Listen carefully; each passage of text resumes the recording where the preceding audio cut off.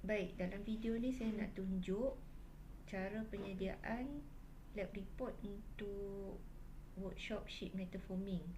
Okay, kita tengok di muka surat pertama.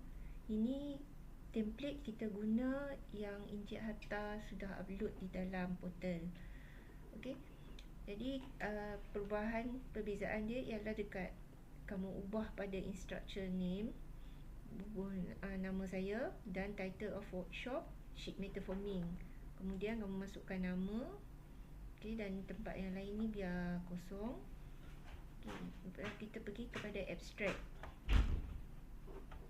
Okay, abstract ini adalah rumusan keseluruhan report.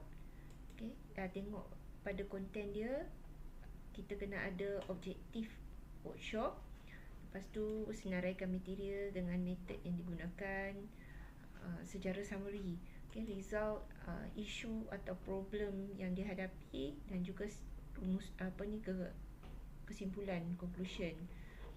Okay, seterusnya pergi kepada introduction. Okay, introduction ni berupa seperti literature review. Bermaksud kamu boleh cari rujukan yang berkaitan dengan sheet metal forming. Kita dah masukkan maklumat di sini, dan juga boleh disertakan dengan gambar-gambar lah. Kalau rujukan daripada daripada website, boleh masukkan di sini, ataupun daripada video mana-mana boleh screenshot dan masukkan sini, dan kita letak dia punya sumber, source dia. Okay. Boleh buat dalam satu atau dua atau tiga muka surat. Okay, tengok effort kamu. Okay. Ya, setiap bahagian ada markah. Lepas tu kita masukkan objektif. Okay, objektif at least ada dua. Jadi taklah pakai space besar ni. Jadi untuk bahagian yang seterusnya, bahagian metodologi boleh sambung. Okay, kalau ada space lagi kat sini boleh sambung. Okay, metodologi 2.1, kamu senaraikan semua equipment yang kita gunakan semasa menjalani sheet metal forming workshop. Okay, kemudian 2.2, raw material kita adalah sheet metal tu dan rivet bullets. Yang seterusnya, safety attire, kita pakai ni kan, fully cover shoes, ataupun boleh tambah juga workshop jacket tu lah, jacket Unimed yang kamu pakai tu kan. Okay, seterusnya process flow.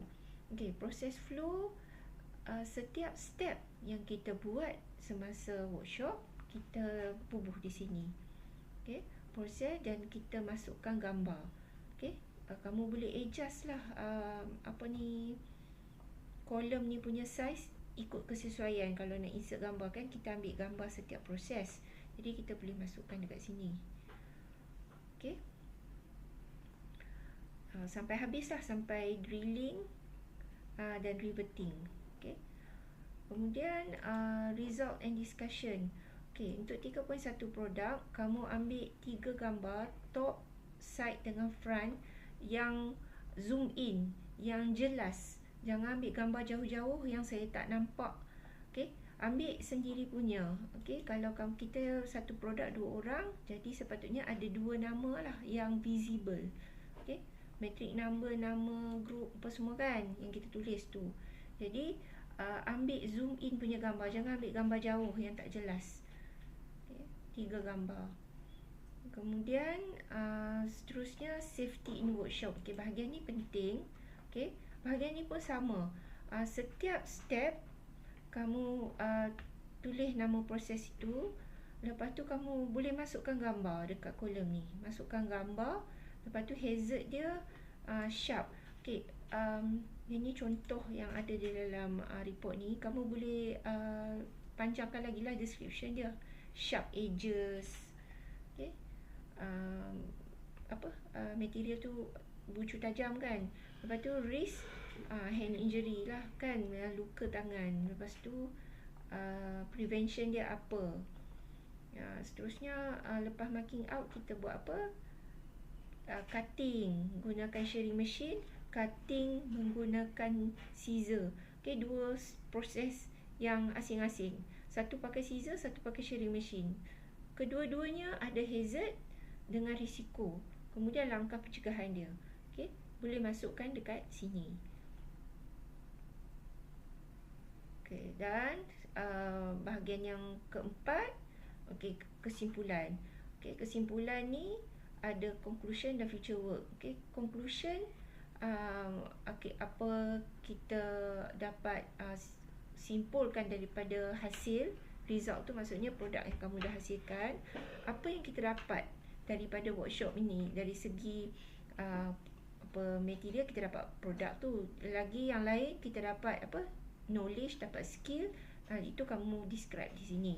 Lepas tu kalau kamu nak masukkan experience kamu, obstacle yang kamu hadapi semasa proses tu, yang di mana silap dan kamu berjaya betulkan pun boleh masuk.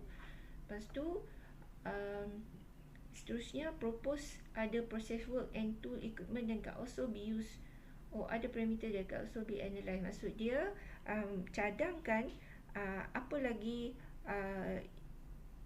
tool yang boleh digunakan semasa proses sheet metal forming ni, semasa workshop ini. Apa tools dan apa jenis material ke, tukar material lain ke, ataupun bentuk lain ke. Okey, boleh carilah. Okey, cari maklumat ni di internet. Okey, dan bahagian terakhir, reference. Reference ni semua wajib kena ada, sebab dia pun ada bahagian markah dia lah. Okey, rujukan boleh daripada buku, boleh daripada internet. Okey, jadi kamu ikut format seperti yang ditunjukkan di sini. Dan elok juga kalau kamu tambahkan nombor lah. Okey, tambahkan nombor 1, nombor 2 di sini. Okey, ini yang kedua. Okey, itu saja. Terima kasih.